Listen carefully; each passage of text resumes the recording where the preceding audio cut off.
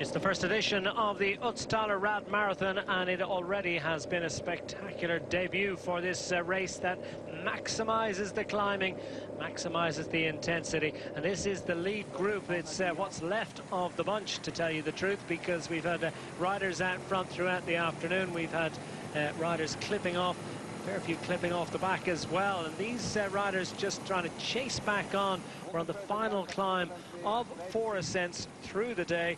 We're on the Timmesjoch, the 2,509-meter climb that was achieved over a total of 28 kilometers of riding. It's 217 kilometers of road racing throughout the day.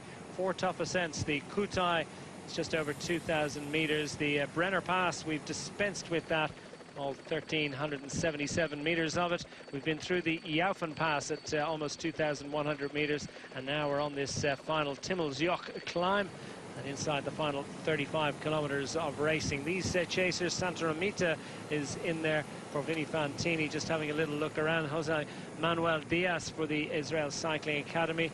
Buongiorno has made it in, and this is a critical moment because there's a little bit of a plateau section and the road will be rising again. It is sort of a false flat. It's going up, but not quite with the same intensity that it will very shortly. And we saw a little bit of anxiety from Simon Spilak, for many the pre-race favourite, sitting second in line here to Damien Howson of the Orica Scott squad.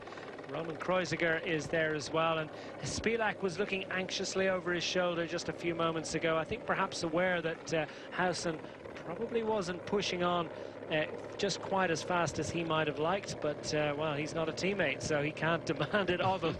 But for all that, I don't think he wants to let other riders come in here. No, I don't think anyone really wants too many riders coming back in here, and I think even Kreuziger, when he has a look around him now and see who's that the guys coming back, he may try and ask you for a bit more intensity from Howson, just to keep the guys at bay. But at the same time, we are so deep into this race now, and we've done that amount of climbing that there probably isn't too much left in any of the guys, really. It's just really who can fight the hardest. And there's also that battle to be had now between the favourite guys, and I think Spilak is definitely a big worry for Orica Scott and the 3 riders that they have in that break. And that's before we start talking to any of the other guys who clearly got the legs to climb as well as they do. Milan Santoramita is frantic to get up there, isn't he? He's not willing to wait for the other riders in that chase group, and he's just trying to skip across the gap and make the junction on his own, not bring any other rider with him. That's sitting on the front of that chase group. This group up front at the moment is going to be joined by other riders, but one wonders just how much strength they're going to have when the road grips again. Also in there, Herman Permsteiner from the Amplets BMC squad. Plenty of Austrian involvement in this first edition of the Otztaler Radmarathon for 2017. Total of 217 kilometers of racing for the riders today over those 4 grippy ascents. There really is no other race like it. It comes straight in at UCI 1.1 level, so that's about the third of 4 tiers of racing. And it is certainly a big addition to the calendar. They fancy this one to be a World Tour event before very long.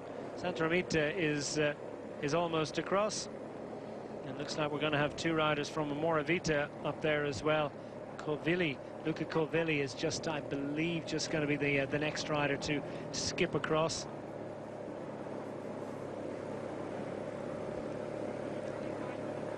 Ciccone is expressive in his requirements. He wants something a little bit different in terms of sustenance. Well, you can only do what you can do, and Permsteiner is suffering to try and make the junction there. Just in front, the number 62 Israel Cycling Academy, Jose Manuel Diaz, has sat within touching distance of this lead group for quite a while. Buongiorno for the Sangamini squad is stocky rider, compact as climbers go. Packs a punch. carries a lot of muscle, and that muscle is effective on this climb. And this is a solid effort by Howson. Still a long way to go to the top. So the other riders in here without team helpers, they're satisfied with the tempo that Howson is setting. They're not going to contribute. They're not going to attack it at this moment. There's still a long way to go. Yeah, we're looking at probably about 10 kilometers or so before we're anywhere near the top. So yeah, it's definitely there's enough climbing there for the guys to have a go at each other up. But at the same time, I think that if Orica got the legs, they need to start putting a little bit more pressure onto the rest of the guys in this group. The moment, if you're sitting around for too long, it's be like now just having a look around who's actually made it back in here, who's doing what, and I think he's going to be quite surprised to find that there's so many guys who made it back in again. Yeah, it's in some ways a little bit of a surprise to see so many riders continuing to press on, and it is. I suppose it's professional of them, isn't it, that these riders have really continued to show that ambition, that hunger, that eagerness to get back in here. Many riders would have just thrown in the towel and just ridden up the hill tempo, or maybe even climbed into the team car should that have been an option for them. But well, these riders have continued to stay involved in this one. I suppose they think if I can get to the top of the hill within touching distance of the leaders, there's a decent amount of descending back to the finish. Well, if you're a half decent descender, then I think it's definitely worth pushing on, because we're talking a good 15 kilometers or so of descending before we get anywhere near, maybe even, well, it's more than that. It's almost 20 kilometers of descending. Yeah, it's about 23.5 kilometers from the top of the hill, I do believe, to the finish, but that does include one little ramp up in the middle of that, which... So in 20 kilometers, if you are very, very good at descending, you could quite easily bring back a good minute and a half.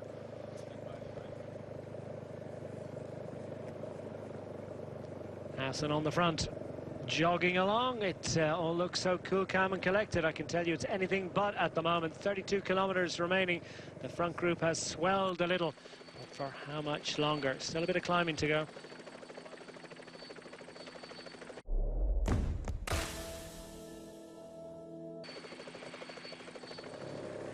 The group up front continues to be winched along by Damien Howson. He's starting to show the effects of what's been a long, long effort, because his face is etched with pain now, and he's not the only one. Lots of riders really starting to suffer. We've seen other riders come in and come back into this group as the gradient was at its easiest, but now you sense and you understand that this is gone way north of around 7–8% now. A little bit of encouragement for Howson, and just a little bit, I suspect, of just trying to find out exactly what he might have left to push, because Howson has done a solid job for Roman Kreuziger. A lot of power there as well, sitting behind his teammate Howson and to the right of Kreuziger. Simon Spilak there for Team Katusha, sitting in the saddle, looks comfortable at the moment. Jan Hirt is there. Ciccone is in fine form for the Bardiani squad. Few would bet against him. Pro-continental level rider, but certainly a rider of great ability when the road goes up.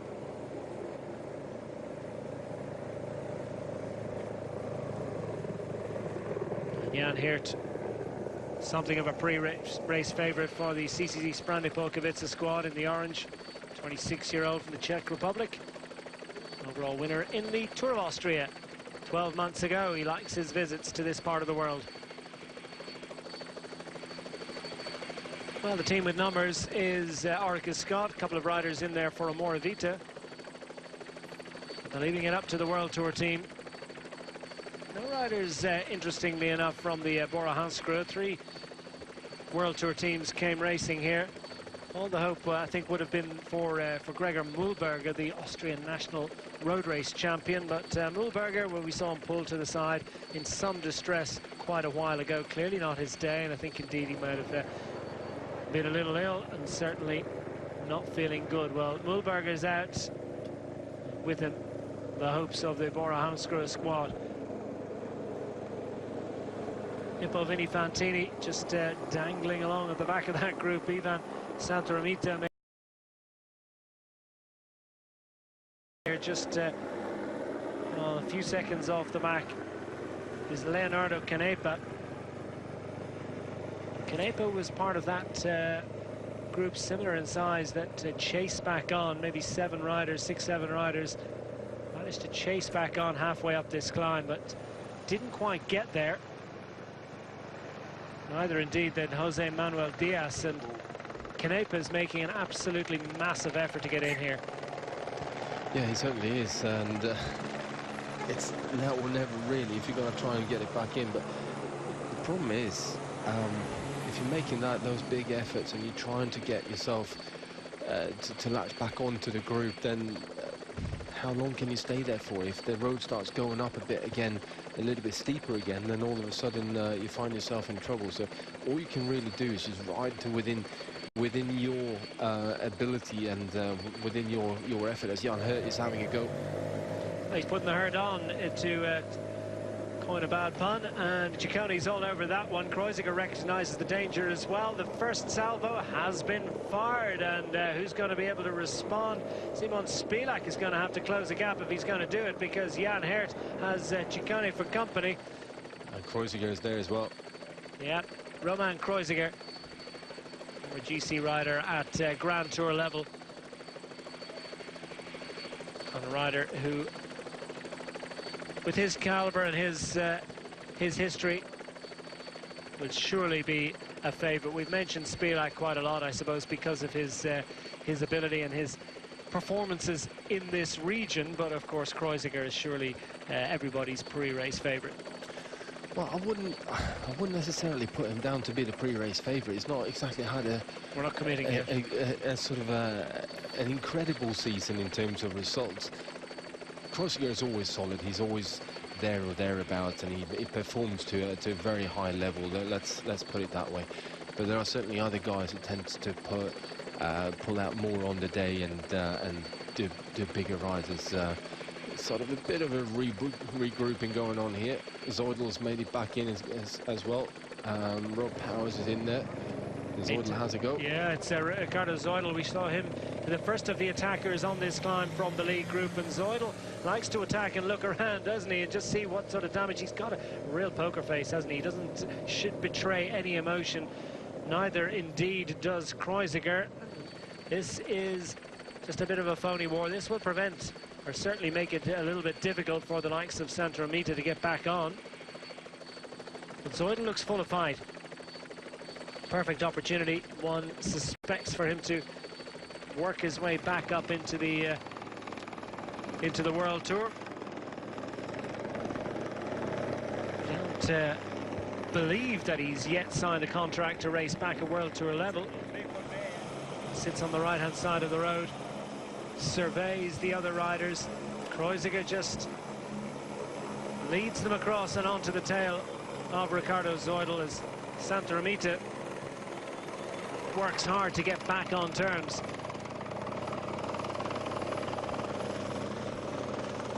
Zeudel it is who controls on the front. Kreuziger is just going to follow this one. Just to follow the thread of that. 24th overall in the Tour de France earlier this year. Kreuziger's days as a GC leader for the big tour is gone. Well, I think he'll still be able to ride a better GC than what he's done, certainly this year, but he's also been there in service of other riders, so it's not like he's constantly going for his own placings. Right now he's becoming more of a domestique and a very good one at that, and sort of a head tactician for the team. As we've got Jan Hurt is giving it another go just to try and try and get rid of a couple of riders, and it looks like Zeudel is in somewhat of a bit of a difficult spot there. Yeah, from leader to chaser. In the work of a moment, Jan Hert is up front. 26-year-old from the Czech Republic he's certainly working for his own needs, gains, wants. Cicconi has covered the last two attacks. He's been all over each of those. Kreuziger goes again. Look at Kreuziger on the left-hand side of the road. Comes from defence into attack. Kreuziger covered the first couple, but is this a full-blown attack or just a wish to get back onto the front and make sure he prevents other riders from getting back in?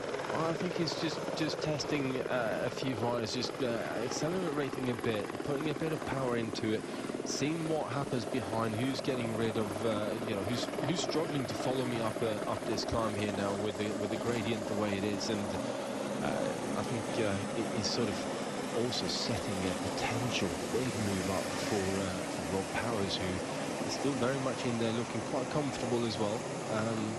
As comfortable as you can look after about 200 kilometers, and I need to add up how many kilometers of climbing we've actually done so far, but yeah, I think that's about as much as any man could be asked to do, and race up them as well. And they are racing well here as Zoidl manages to get back in. Takes Pierpaolo Ficcaro of the Moravita squad back into this one, but I think it could be right. It could be that Kreuziger is actually looking after the interests of Rob Power. Power is sitting at the back of the group, staying as anonymous as it's possible to be in a group of this size. Ciccone, it's a laboured style, but it's an efficient one. It's clearly got good legs. Well, listen to this. Roughly, we have been climbing for 89 kilometers today. And that's me adding up sort of plus minus a couple of 100 meters here and there, but at this point we're talking round about 89 kilometers of uphill riding. Well, 90 kilometers is a decent spin on a flat road, isn't it? If you're going uphill, suffice to say it's a tough day out for these riders. Into the final 28 and a bit out of Sulden earlier on today. Kreuziger on the front, Ciccone next up, Spilak in the red of Katusha, and Rob Power has been quiet. He hasn't been involved in the action, but he's there for Orica Scott. They're thinking, Magnus is thinking, is that it could well be for Robert Power today. Yeah, I think it might be, but regardless of what happens there, I think Orica Scott are in a great position. Obviously got two riders, but we've just seen Zoidl, Jan Hurt, and the rest, they've been looking good on this climb. And when we're talking about 90-odd kilometers of climbing that's been done so far, you don't quite know when your energy is going to run out. And it's not the fact that you missed eating in the last half an hour or so on this climb. It's the fact that you haven't been eating, or you've missed about 20-30 minutes of eating at some point throughout the stage. And before you know it, that catches up with you, and at that point there are no reserves. So when the catch-up happens from that sort of missed section of eating and drinking and fueling yourself properly, all of a sudden your legs just go. And well, I think that is exactly what is happening here. Yeah, Ciccone from Bardiani CSF, he's been so anxious to cover the moves, full of fight. He's full of good form as well. He's absolutely flying at the moment. And Powers is going as well. Oh, and Power has gone, and going in the other direction is Roman Kreuziger, and the only man that can follow him, Simon Spilak. Both of these riders former winners of Tour de Suisse. Indeed, Spilak is the reigning champion, and it's Kreuziger who's not looking around to see where Spilak is or how much damage he's done, and Rob Power has a little look over his shoulder. These riders are now in ones and twos all over this mountain. This is an absolutely savage day of racing, but hugely rewarding, it would appear, for the Orica Scott squad and Katusha squads at the moment. Spilak and Kreuziger, then there were two. Ciccone, well, he's not giving up without a fight. The camera perhaps foreshortening the distance a little bit. The Mavic service car is in between them, but while these two out front are looking good. Yeah, they certainly are looking good. Kreuziger is looking very, very powerful, turning a big gear, but Rob Power there just completely lost his legs in the space of 150-200 meters. He went from looking okay to almost like, well, it's kind of a saying where your knees is all of a sudden start poking straight out, and you just can't apply any power into your bike, and that's what happened to Rob Powers there, the young 22-year-old Australian. It's just one of those things. The question is going to be here now, what's the battle between Kreuziger and Spilak going to look like? Spilak is looking down at his computer an awful lot all the time, just trying to, I think, to sort of work within his power numbers, and looking also, I think, at this point in the race on a stage like today, actually working out how many kilojoules you've been spending or producing throughout the day with your power meter, and trying to work out how much more you actually got left in the tank before the sort of fuel lights start coming on. And it's all about fuel, isn't it? I mean, it literally is as basic as that. You've got to keep the fuel in for this level of power output. I mean, you've got to be able to do it as well, but yeah. You've got to have the muscles and the lungs to produce that kind of power, but generating the fuel. Yeah, it is, and it's not just, as we've got 3 kilometers to go to the top here, it's not just in this race, it's the same thing when we're doing a Milan-San Remo. We're talking the same kind of time on the bike when we're coming up towards 7 hours on the bike. Milan-San Remo, you're hitting one of the capos, and after about 250, 260, and all of a sudden your legs are gone. And how could this be? I struggled with. I could not understand why all of a sudden I went from feeling so good to being dropped, and I started talking to other teammates and other riders about it, and most riders have that same sensation at some point. So same thing, Paris-Roubaix, Tour of Flanders, anything that's up in that sort of 250, 260, maybe even a bit longer, when we're talking 6.5, 7 hours on the bike, it comes down to a lot of what you ate and how much you ate in the beginning of the course. Well, how much breakfast did Roman Kreuziger and Simon Spilak have, and will it have been enough? These two riders now, it would appear, are going to contest the victory, unless the likes of Ciccone can get back on terms. He's within touching distance. He can see the two out front. Power's not too far behind either, and Jan Hert, that group of 3 riders, is down the mountain, but not too much further down the mountain. No, it's not too far, and it's going to be a descending race, this, isn't it? Really, they'll all be pushing on this descent, won't they? Well, I think Ciccone is definitely within striking distance. We were saying there's about 20-odd kilometers of descending down to the finish. I think, I certainly think it's possible to bring back well over a minute on a descent like this. Although Kreuziger is very, very good at descending. Spilak is not particularly bad either, but obviously depending on what sort of risk level you're happy to live with him. But Spilak is going, Spilak is struggling. So it is Kreuziger, the press is on, and Simon Spilak finds himself just a couple of bike lengths back. Roman Kreuziger has started to step on the gas a little bit. At one stage we thought he might have actually been setting the agenda for his teammate Rob Power, but no, Roman Kreuziger has come with his A game, and Simon Spilak, he thought he was stem watching a little bit, just watching the power. Perhaps he's not willing to make an extra effort because he knows what he's got. With 3 kilometers to go, is he playing it smart? Is he saving that bit? I don't know. You can only do what you can do, and at the moment what Kreuziger is doing is that much better by about 4 or 5 bike lengths than Simon Spilak. But 25 seconds back to Ciccone, they're showing at the moment.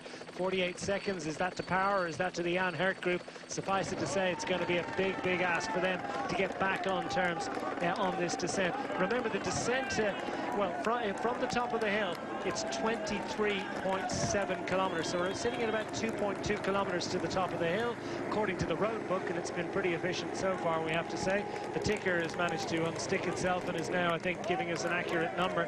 And now Spilak, well, it's a critical moment. It's a critical moment, but I think it's more so for Roman Kreuziger, who's now really piling on all the pressure that he can. He wants to be careful, though, that he doesn't push too hard over the next sort of half a kilometer or so, and then really loses his legs, because then all of a sudden he runs the risk of coming back into, or sort of backing into Spilak again. And Spilak, I think, just keep on pushing on, try and to lose as little as possible to Kreuziger, and then make that descent as fast as you possibly can.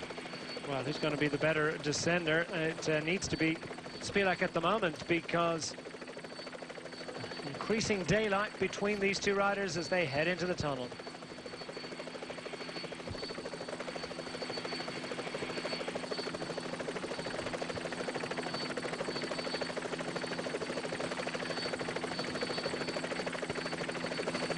Inside 26 kilometers remaining, and that is just a smidgen over 2 kilometers left to the top of the 4th and final hill on what has been a gripping first installment of the Otztaler Radmarathon. First edition of this race, and now it's Roman Kreuziger of the Arcus Scott squad that has stepped clear of what's left of the group. 154 riders left Sulden. That has, by degrees, been whittled down to one. Chased by, well, Simon Spilak. He's not too far behind, showing 22 seconds behind. Is it really as much as that? Impressive effort by Roman Kreuziger. Yeah, I think it is about 22 seconds. It's certainly quite a lot of daylight between them. Interesting it's going to be now then to see the disc brake bike going down the hill, and how late can he brake, and is that going to play in favour for Kreuziger versus the standard setup of brakes that Spilak has got. You were surprised to see that that disc brakes were adopted? Not surprised. I just know it's slightly heavier still than what a standard rim caliber brake is on the bike. But definitely on a course like today, with the amount of descending that we have, then I think that the discs definitely will be good. And I think this is probably the best sort of territory for disc brake bikes to be in. You're not necessarily going to lose any braking power going down the hills. Minor disadvantage becomes an advantage as he heads into this falls flat plateau. We're almost over the top of the hill and into the descent proper for Roman Kreuziger, with an advantage of north of 20 seconds on the shaded part of the valley at the summit of the Timmelsjoch. 6.1% across 29 kilometers of riding. Add that to the other three big mountain passes that they found in this Tyrol region.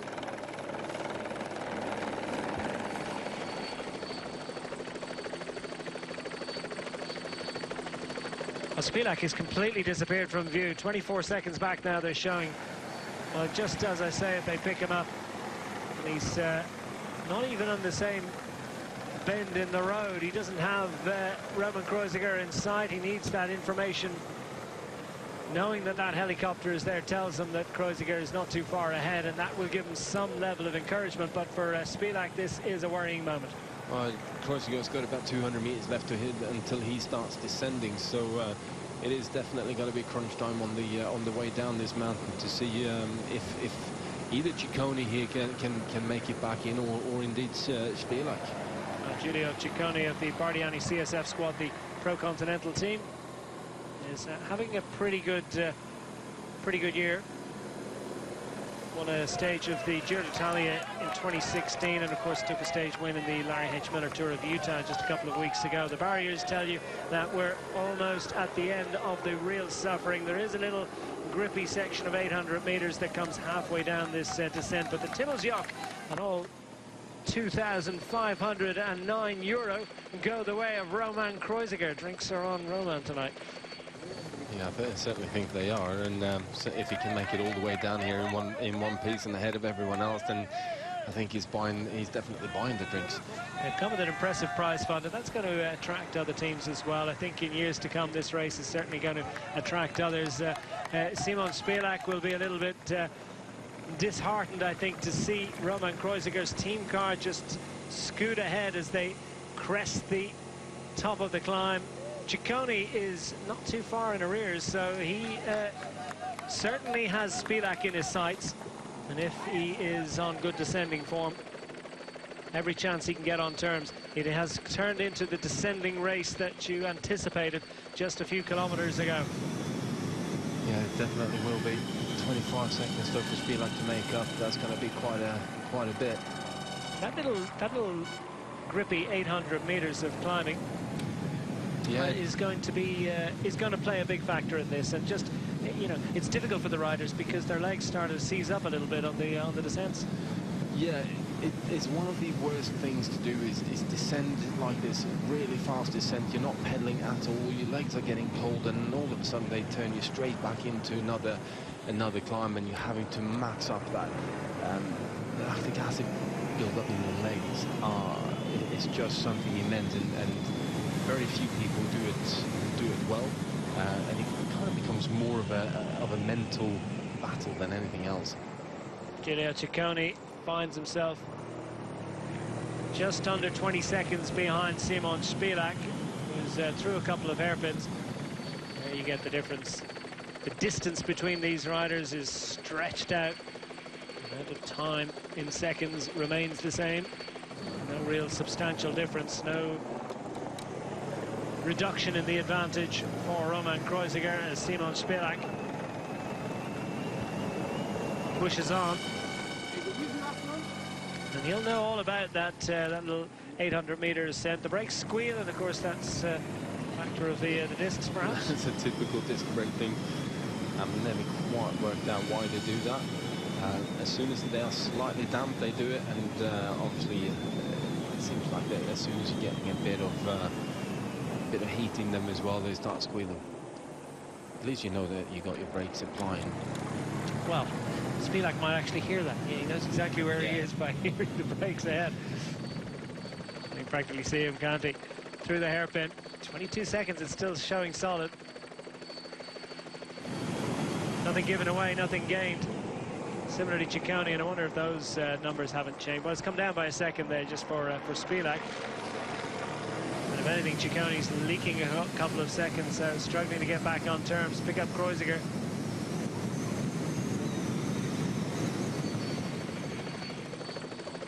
Into the final 20 kilometers of racing in this Otztaler Radmarathon Pro 5500. 5,500 meters of climbing have been dispensed with, and now we're into the descent. Going to get another break out of the way, bring you right to the flag after the.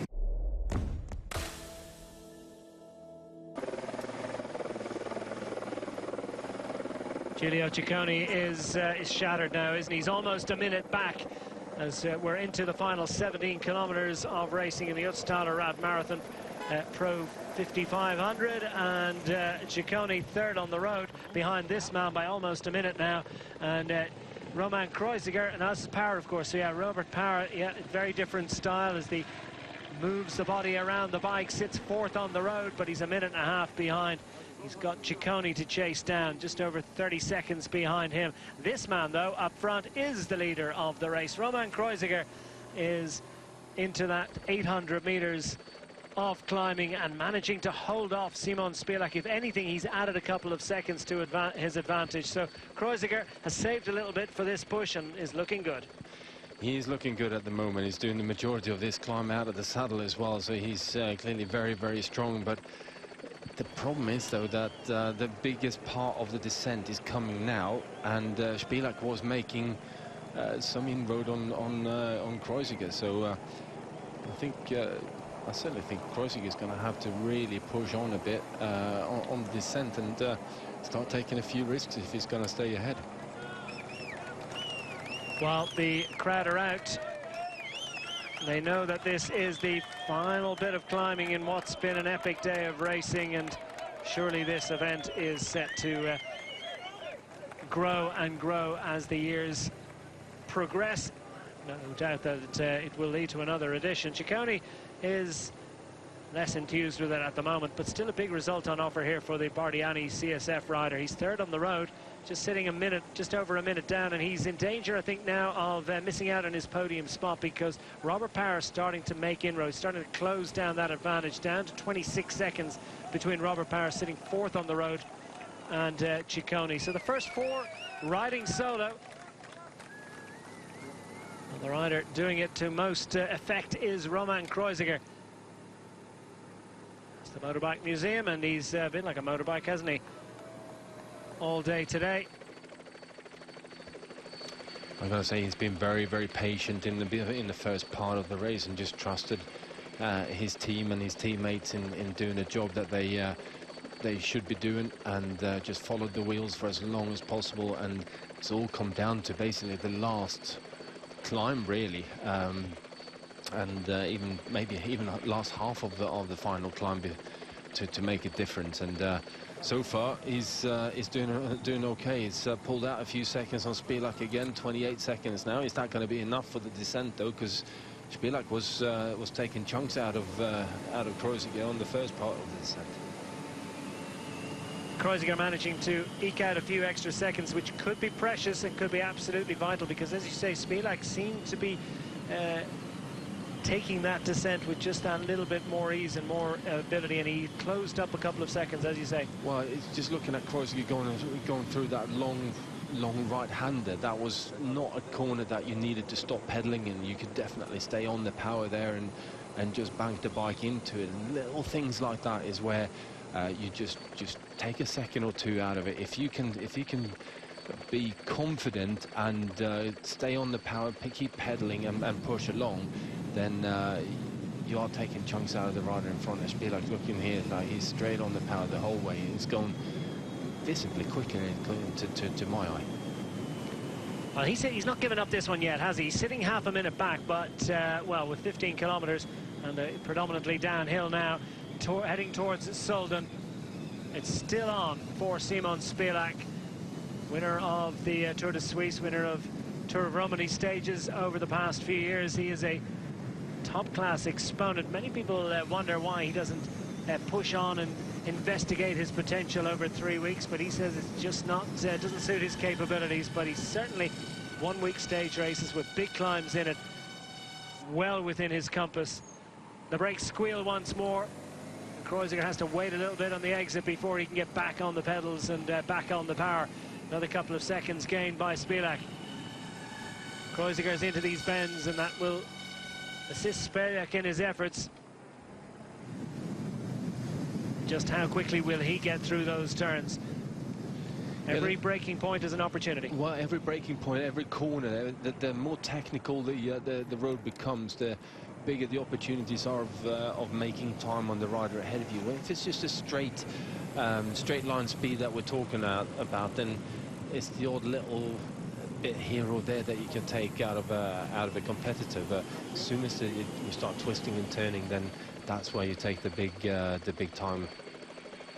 But Ciccone hasn't given up on holding off Robert Power yet, has he? He's still just about hanging on. Power is further distanced by his teammate from 1 minute 30 to 1 minute 39. So it's not as if Kreuziger isn't hammering down this descent just as impressively as he hammered up it, but it just seems to work a little bit more towards Spilak, the cornering, and that squealing doesn't sound too good, but I tell you what, his braking efficiency will still be pretty impressive. Yeah, no doubt. It is a bit annoying with that squealing noise, but that's just the way it goes. The key thing here is just making sure that you're hitting every apex as well as you can, getting out of the saddle and really kicking up to speed again, making sure that you accelerate. But looking at this, Spilak has taken about 3 seconds out of Kreuziger through these couple of corners here, and every single time he does a kick like this, he's getting closer. Another second gain, down to 24 seconds. Remember, it was 30 seconds over the top of the hill. So he's gained 6 seconds. Is the rate of capture fast enough, though? That's the question, because they're eating into these kilometers. They're just charging away, and it's going to be nip and tuck as to whether he gets there in time. Yeah, I think it's going to be a bit too difficult, because the road does open up a bit towards the bottom and the final part of the stage, and with that, I think it's going to be more difficult for Spilak to sort of catch back on. Definitely got his climbing block on today, isn't he? That cone really spread wide up to the top sprocket, and it's very much on the smallest sprocket at the moment. Just indeed as it is for Roman Kreuziger. 25 seconds to the good. Is it going to be enough? Back 1 minute and 11 seconds to Ciccone. Third and fourth on the road in their private battle. Can do nothing about these two up front. They're absolutely flying.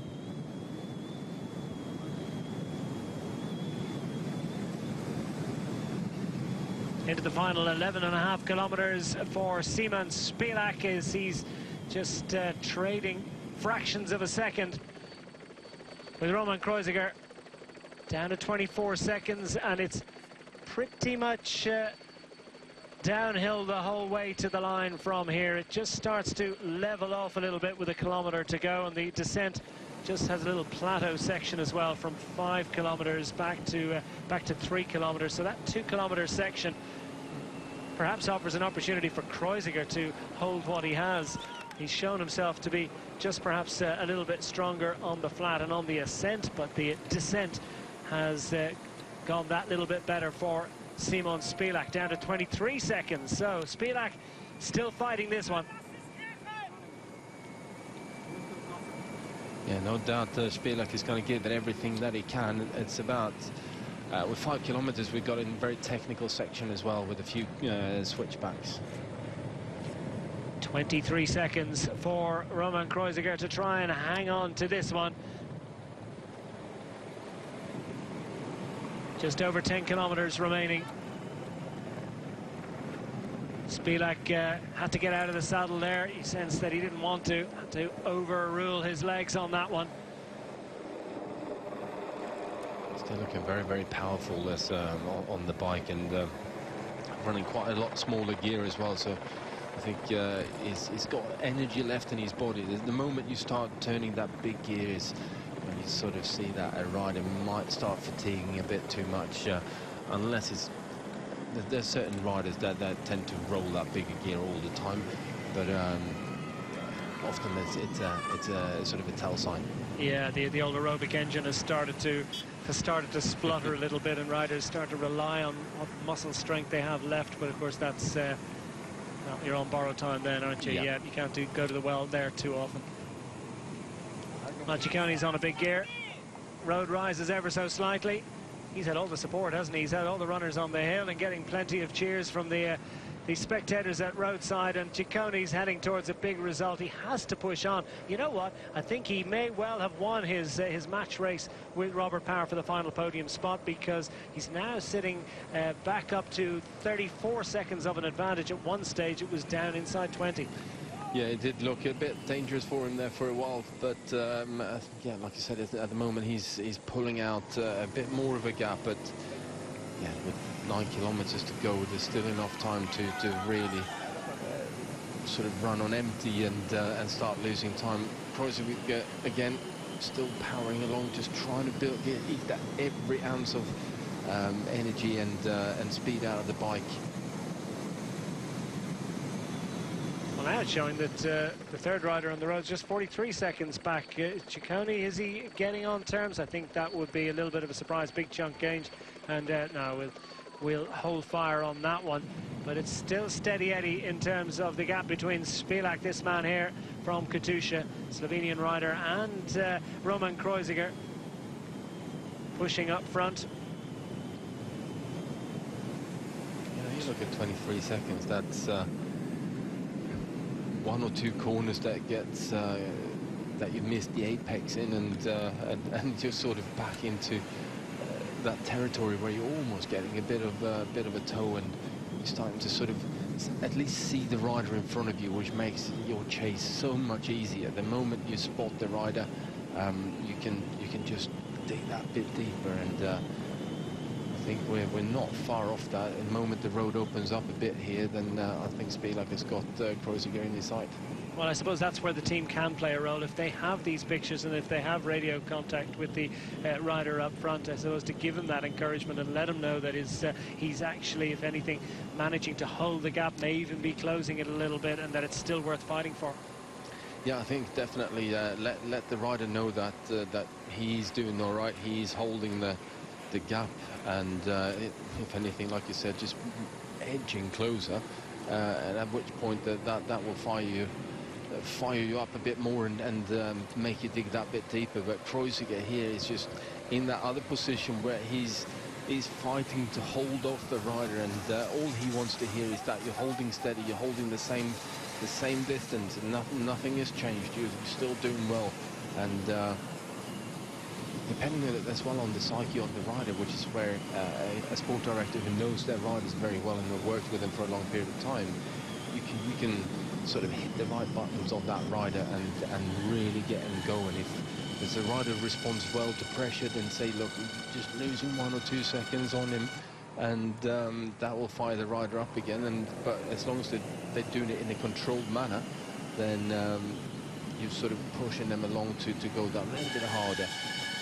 Little shake of the thighs there indicates there's plenty of fatigue in all of these riders, still out on the mountain and working their way down towards Sulden at the conclusion of 217 kilometers of racing. We've 210 kilometers of riding already completed for these racers.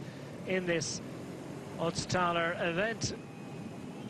Simon Spilak, well, the ticker hasn't moved, hasn't budged, so I think now someone needs to tap the glass a little bit, because I can't believe it stayed absolutely rock steady at 23 seconds. If it has, well, that just shows you what margins there are between the riders. They're just trading fractions, and Roman Kreuziger, not as we understand it within sight.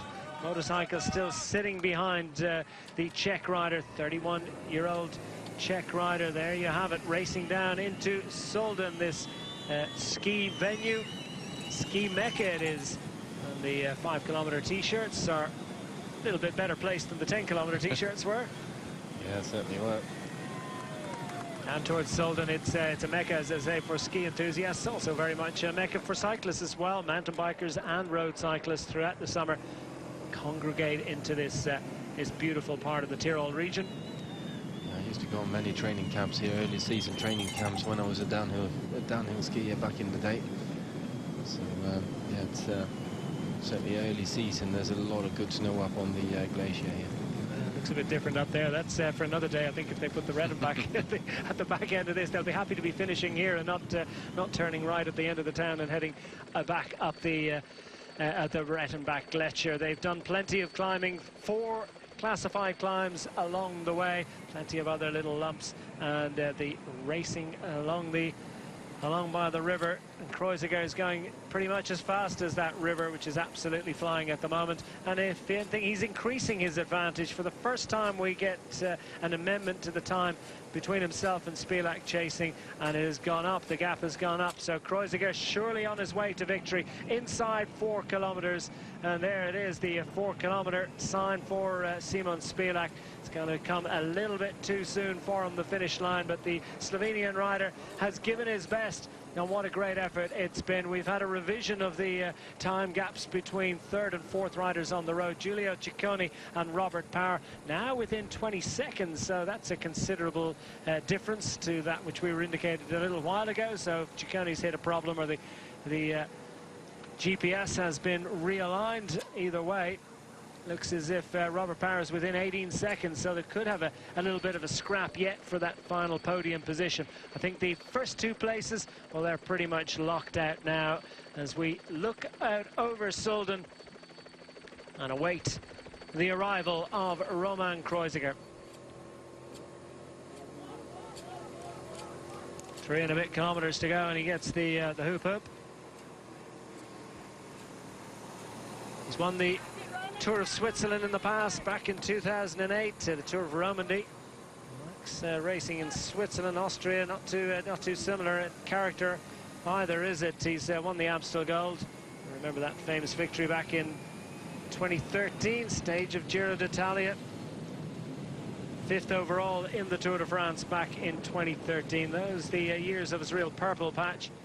Somewhat slimmer pickings for him this year. 4th in his National Road Race Championships is not really the top result that he would have hoped for. Tour de France as well, 24th on general classification, and just one 5th place finish into Station des Russes was not really what he wanted, but he's going to come up with the victory today. He's just got to wind out these final 2.5 kilometers. Yeah, Rob Powers is making he's catching up here with Ciccone. I think it's going to be a difficult one, a tight one, I think.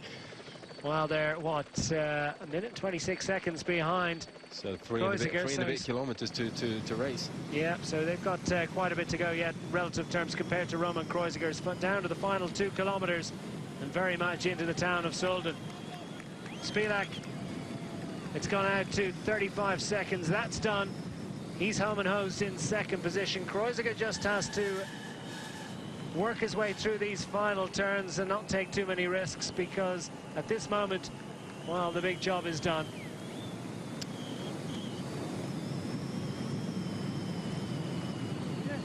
And down the hill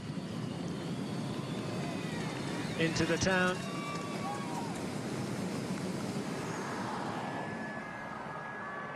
The work is done, the final 1,300 meters. It's a celebration of a perfectly executed plan for the Orica Scott squad. They came with the numbers. They had a strong squad, as indeed did Katusha. Those two of the three World Tour teams have been involved in the fight all afternoon. They're putting the pro-continental teams and the continental squads back in their box somewhat. And Kreuziger is delivering the win that would have been expected of the World Tour teams, given the status they carry. Yeah, definitely. He's done a great ride, and I'd say that the whole team has done a fantastic ride today, and really looked after each other, set everything up well for Kreuziger, who clearly was the stronger man today. So plenty of people willing to celebrate Roman Kreuziger, and they're all very relaxed in the Orica Scott team car because they've got the win that they wanted.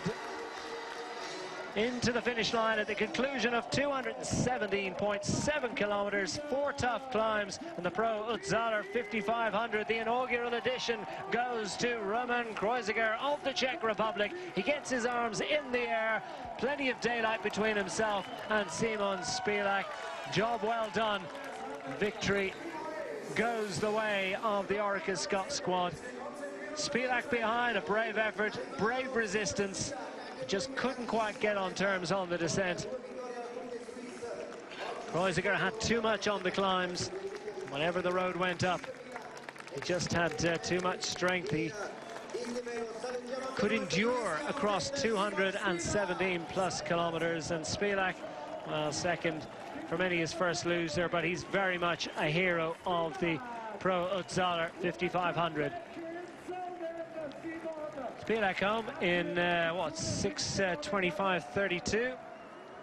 So it's about 25 minutes gained on that fastest ever time around this course. So I think there's going to be, the organisers are going to be a little bit light in the wallet after that one. They were offering, what, 300 euros for every minute gained on that former record of 6:50:31. Could be good news for Roman Kreuziger and the Orica Scott squad. Power's not quite going to get there. Ciccone just about has enough to hang on for the final podium position. But a brave effort from Robert Power makes it a 1-4 finish for the Orica Scott squad. And a great third place finish for Bardiani CSF, first of the pro-continental teams home. And Ciccone, after his stage victory in the Larry H. Miller Tour of Utah, gets a nice third place finish back in Europe. We understand. So Kreuziger gets the win and is the first winner of Otztaler.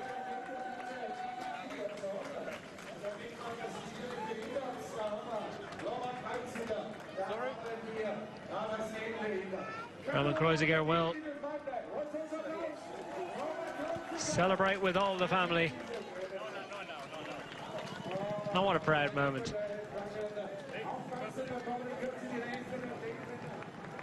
Well, Jan Hirt leads the chasers in for 5th. Hirt went on the attack early on that final climb, but ultimately his legs wilted a little bit, but he's coming in for a fine finish.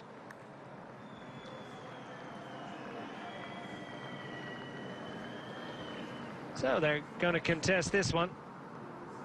Looks like Ficarra in there and Zoidel as well. So Jan Hirt, Ficarra in the black and blue colours and in the plain blue colours, and Jan Hirt saying, I think this one's up to me.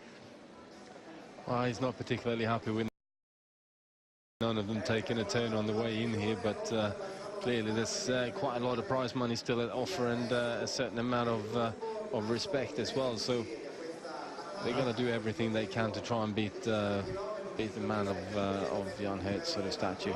That's the professional way, isn't it? You sprint for every position. There's money on the line here, and Jan Hirt's going to lead it out. He led them down into this sprint, and he will lead it out. And Jan Hirt looks strong enough, but Ficarra's waiting to come. Zoidel launches first, though, and Ricardo Zoidel gives the Austrian home crowd something to cheer for. Will it be Ficarra? It's a blanket finish for 5th place on the line. Zoidel just has enough strength at the back end and gets a fine 5th place finish.